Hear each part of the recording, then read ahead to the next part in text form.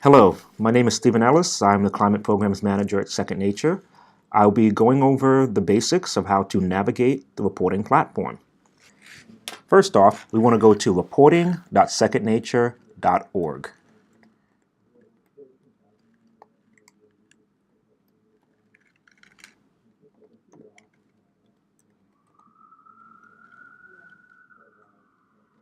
Once we're there, you'll need to log in. If you do not have a login, please make sure to contact us at reporting@secondnature.org and someone will be able to assist you with that. So if you do happen to have your login, go ahead and put in your username and your password.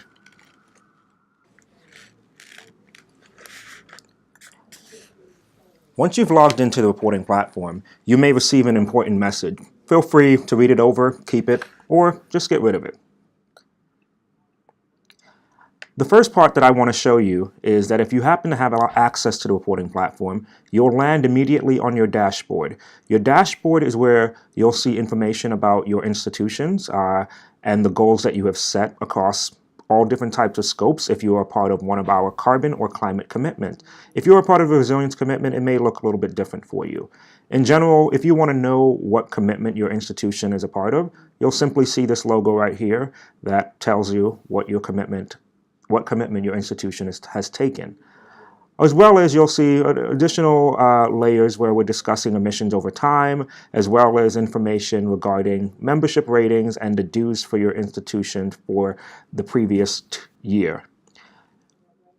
If we continue going on further, we'll see areas where we have different areas for reportings or reports in general. You'll have your institutional profile, your campus community structure, annual progress evaluation, resilience assessment, and climate action plan. I should note that the campus community structure and the resilience assessment are only for those that are a part of the climate or resilience commitment. If you are an institution that signed well before we relaunched the President's Climate Leadership Commitments and you had submitted reports, you will find all of your previous submitted reports in the Legacy Reports section at the bottom of the dashboard. Again, if you have any questions about the reports that you're seeing, or if you have any questions in general about the reporting platform, please contact us at reporting@secondnature.org. Now I'm going to make my way over to our Data tab.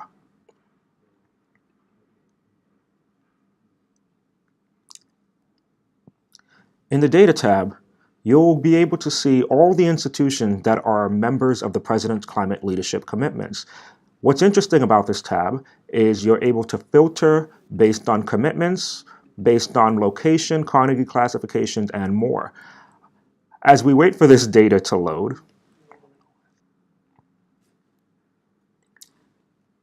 once the data is loaded, you'll be able to see all the institutions' numbers across the board. One interesting thing I should mention about our data tabs is that you're able to download all the signatories that exist on this table. Now, you may not be able to receive every kind of fields that you want, but we generally have a large amount of fields that you can select from. As I've mentioned before in the filter tables, you'll find those same filter options available here. If you just simply want to know how many signatories are in the network, or just want to do a comparative analysis of those signatories that are a part of the President's Climate Leadership Commitment, feel free to download as an Excel file and you can work with the data from there. Many institutions in our network tend to use this as an opportunity for research purposes, so on and so forth. By all means, feel free to search your own institution and just take a look at what's going on. Here, I'm looking at American University, but you can also see any of the other institutions that start off with that same few letters. I'm going to move on over to the People's tab. Now we are on our People's tab. On the People's tab is where we house information about your president or chancellor, your implementation liaison, or IL, your implementation contacts, or if you're a member of the climate or resilience commitment, we'll house information about your campus community contacts. These contacts are important for the network because it's how we essentially send you information about what is going on in the Climate Leadership Network, where we can send you information about dues or any general information which you'll find in our monthly implementer. The president is a contact that we'll contact maybe once a month, but in general, the implementation liaison tends to be the contact that receives the most information from us. Implementation Contacts, you can have up to 5. As you note here, they receive the same communications as the IL and may or may not have user access to the reporting platform. In order to give them user access, simply check off the box and you'll be good to go.